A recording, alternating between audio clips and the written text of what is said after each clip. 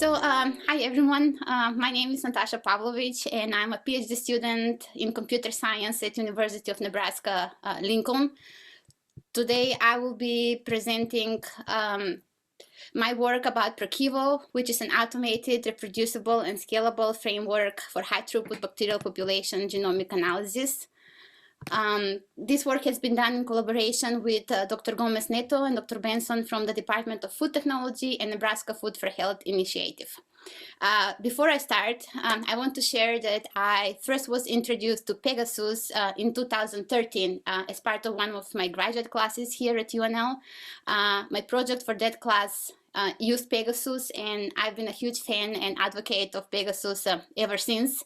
I even spent my winter break that year in developing like random Pegasus workflows and testing different computational platforms with it. So I try to use Pegasus whenever I can myself, and I also try to recommend it when I see a fit about it. So I'm really happy that event like PAC is happening this week, and I'm happy to be presenting today, and as well as learn about different pipelines from the other speakers. Let's see what is bacterial population genomics. When we say population, we think of a group of individuals of the same bacterial species. Due to various factors such as change of environment, food, etc., populations evolve over time. This evolving causes differences in the individuals that are often tiny and hard to notice unless a huge amount of data is provided.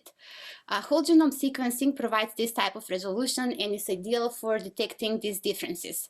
By knowing these differences, researchers can draw conclusions about the population, such as whether changes in genes occur due to a chance or due to the adaptation of the organism in the environment.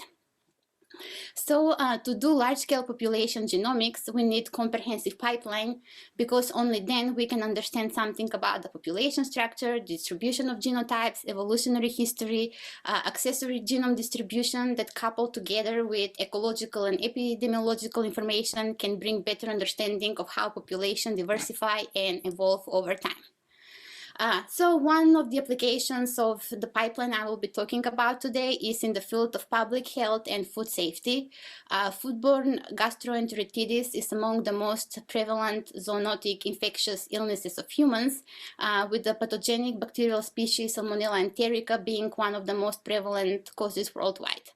Salmonella populations can be found as common inhabitants of the gastrointestinal tract in a wide range of mammals, birds, reptiles, and these organisms are often transmitted to humans through contaminated food, vegetables, fruits, and processed foods. In case of Salmonella, with population genomics, we can determine the most important genotypes and infer the genomic events that are important for survival across the food chain in order to mitigate the risk of infection. So, for example, one of the genotypes we did for our research and found out led us to SUG-E, a gene that shows the resistance to quaternary ammonium.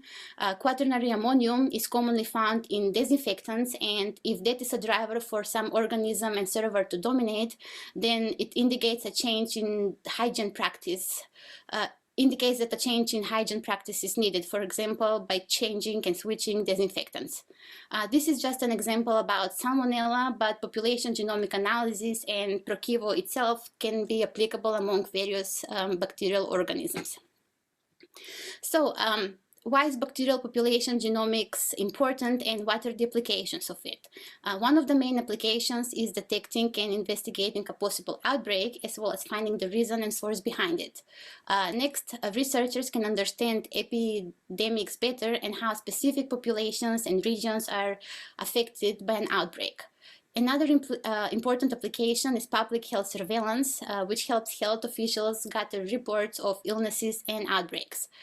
With understanding pathogen transmission, researchers can track how a specific pathogen transmits from humans to other hosts and vice versa. Using population genomics, we can discover ecological properties that can be tested and validated in wet labs. Well, the focus on today's presentation is bacterial population genomics. It is needless to say how important population genomics in general is, and especially considering the time and the pandemic we live in now. So depending on the research question and sample size, scaling and automating whole genome sequencing analysis can be a challenging task that comes with its own costs and benefits.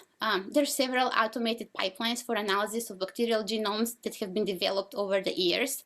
While some of these pipelines are more advanced than others, they have been tested only using tens to a few thousands of genomes in general. This is sufficient for some research questions, and the existing pipelines perform well on this scale. However, for understanding ecological and evolutionary patterns of populations, analysis of whole genomes of a population is needed. And just as an example, Salmonella enterica itself has about 300,000 genomes available. So performing analysis on such an enormous scale and tracking steps and data and errors is a very challenging task that requires not only using scalable programming languages and tools and advanced computational approaches and workflow management system, but powerful execution platforms as well. So to address some of the before mentioned challenges, we developed ProkEvo, an automated open source pipeline for population genomic analysis that uses the Pegasus workflow management system. ProkEvo supports analysis of few genomes as well as tens of thousands using high performance and high throughput computational resources. ProkEvo is easily modifiable and expandable pipeline and can include additional steps and custom scripts and databases as well as different species. ProkEvo is pretty modular and can run thousands of analyses at the same time if the resources are available. ProkEvo is dependent on many already existing bioinformatics tools, and they're distributed with Conda environment and Docker image. So on this slide, we can see a top-down flow of the tasks that are part of the ProkEvo framework. The squares represent the steps where the bioinformatics tool used is shown in brackets.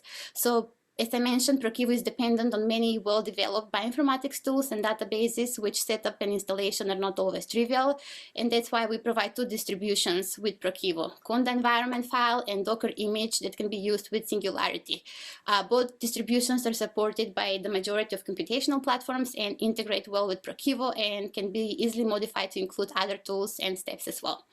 So the pipeline ProkEvo is capable of processing tens to hundreds of thousands of raw, paired, and Illumina reads downloaded from the NCBI genome database, utilizing high performance and high throughput computational resources. The pipeline is composed of two sub-pipelines. The first sub-pipeline performs the standard genomics analysis, such as sequence streaming, de novo assembly, and quality control. The second sub-pipeline uses the assemblies that have passed the quality control and performs more specific population-based classifications such as serotype classification, antimicrobial resistance and virulence identification, and different core and pan-genomic analysis. So this slide shows the directed cyclic graph for Pegasus that is used for the first sub-pipeline of ProkEvo. ProkEvo uses Python to create the workflow description. The only input file required for ProkEvo is a text file of genome SRA identifications.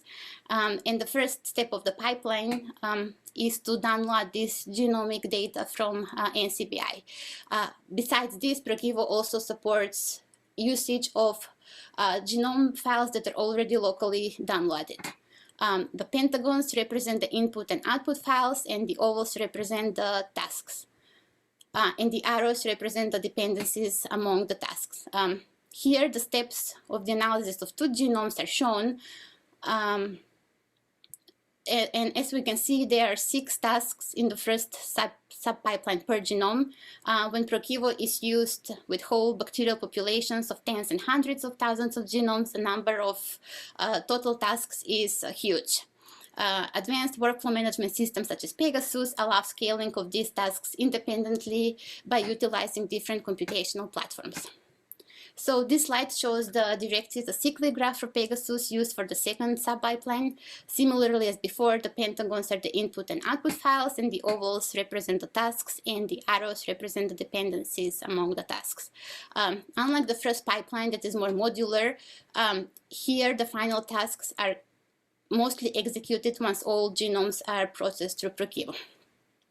So traditionally, scientific workflows have been executed on high-performance and high-throughput computational platforms, while high-performance platforms provide resources for analysis that require lots of cores and time and memory. High-throughput platforms are suitable for many small and short independent tasks. The design of ProkEvo fits both platforms nicely. So to verify this, we ran ProkEvo on two different computational platforms. One is Crane, which is the University of Nebraska, one of the University of Nebraska supercomputers, and the second platform is the Open Science Grid, which is high-throughput distributed grid platform.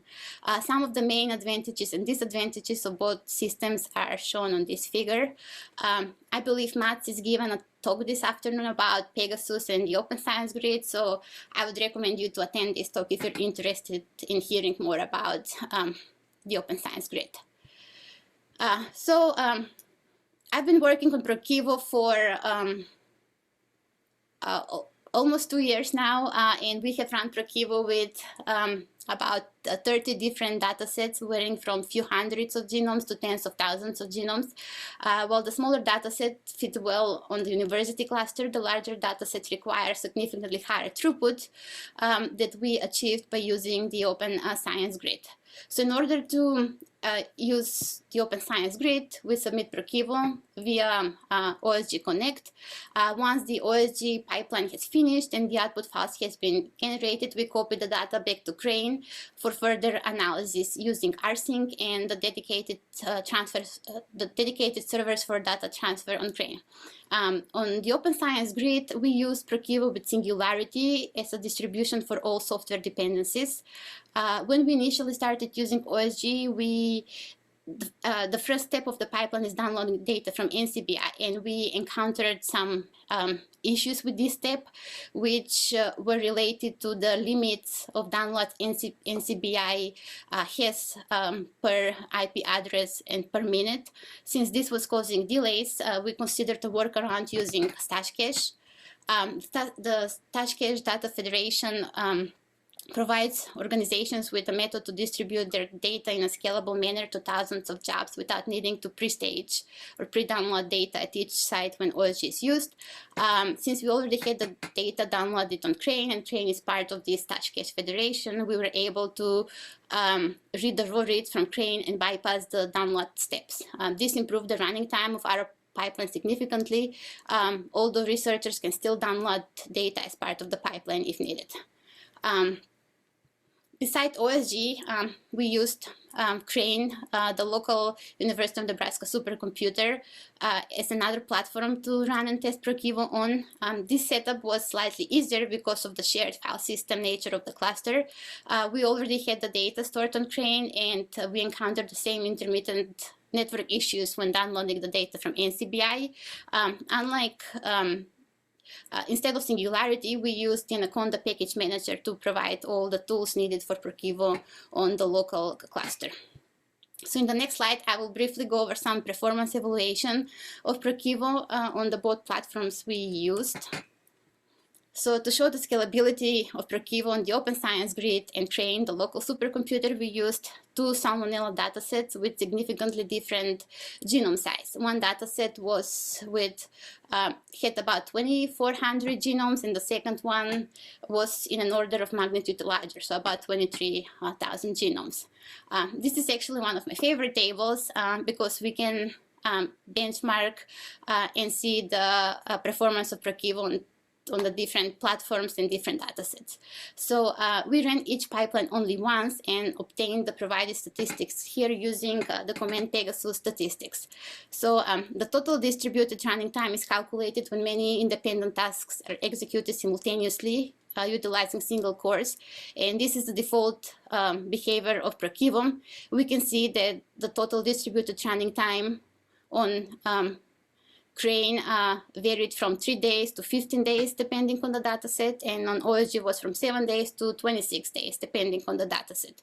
The total estimated sequential running time is calculated when all steps from the pipeline are assumed to be run sequentially on on one single core.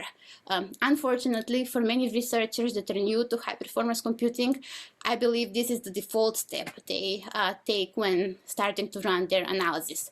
So if a researcher runs all the analyses as part of ProkEvo one after another, the running time would be from like 100 days to few years, depending on the dataset.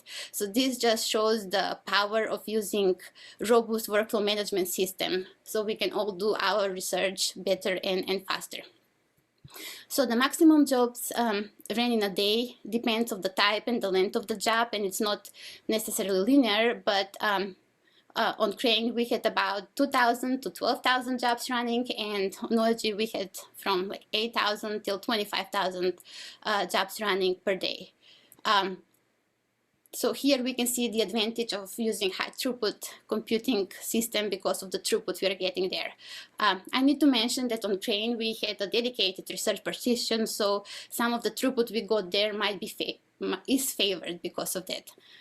So then the next field is the total number of jobs ran. So on Crane we had from 9,000 to 200,000 jobs, and on OSG we had from 16,000 till 24,000 jobs.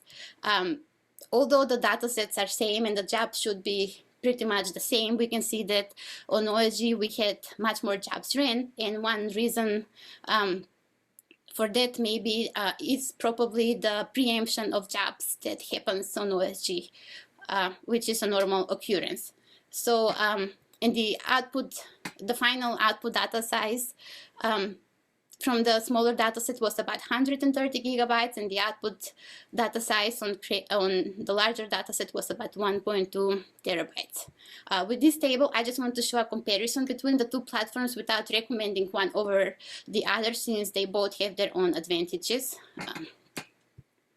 To conclude the presentation today, I talked about ProkEvo, which is an automated open source pipeline for population genomics analysis that uses the Pegasus workflow management system by utilizing high performance and high throughput computational resources. We believe that creating an automated, robust, and scalable platform for carrying out population-based analysis can maximize our discoveries and help in the development of hypothesis-driven work and epidemiological surveys of pathogens. To the best of our knowledge, ProkEvo is the only bacterial population genomics pipeline that has been successfully tested on more than 20,000 genomes. Research on this scale would not be possible without using powerful workflow management systems such as Pegasus and powerful platforms like Crane and the Open Science Grid. This is the acknowledgement section. I would like to greatly thank Matt Rinch for his extensive assistance and valuable suggestions while setting up and running ProkEvo on the Open Science Grid. We also thank Dr. Derek Weitzel and Karen Wahi for their technical support. One of the reasons why I enjoy using Pegasus and the Open Science Grid and the local cluster a lot is because of the amazing support they have, and no matter how stupid and basic my questions are, I always receive prompt and polite and very helpful replies.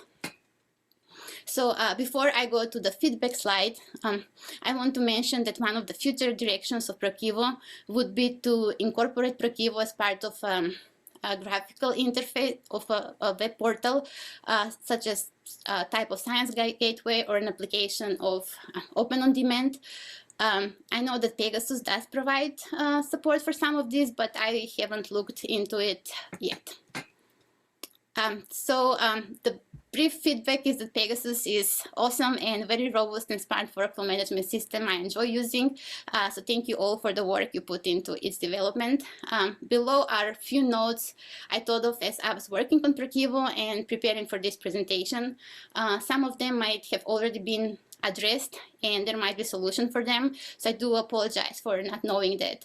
Because of the time limit of my project, I wanted to have results and didn't engage too much into addressing these things with the Pegasus team. So I believe this was mentioned in one of the Tuesday's presentations as well, but it would be nice to be able to modify executables after failure and resubmit the workflow from the current checkpoint instead of replanning it from scratch. The second one is, it's a question, so I know that Pegasus depends heavily on HT Condor, but I was giving a talk about ProkEvo yesterday, and I was asked from a researcher from a computing center that doesn't support Condor how they can run Pegasus and ProkEvo on systems like that. I mentioned that ProkEvo has two distributions for the software dependencies. One is Singularity, and the other one is Anaconda. Up to my understanding, I believe Singularity is only available for non-shared and Condorio data configurations. And since I'm using the shared configuration on our local system, I couldn't use Singularity. So the next note I have comes from me working in the field of bioinformatics. So sometimes because of erroneous input data, a running task fails, and that is okay. However, the failure of this task affects the overall status of the pipeline. So the status message would be fail. So it would be nice if there is some conditional or some way to skip a task and the following task that has failed without affecting the overall status of the pipeline. The last note comes from, again, from bioinformatics, and I believe there are two workflow management systems that are very commonly used in bioinformatics, which are Nextflow and SnakeMake. I haven't used these management systems personally, but I've heard of them and I've seen some pipelines. So one of the things I like about them is that they provide adding command line options.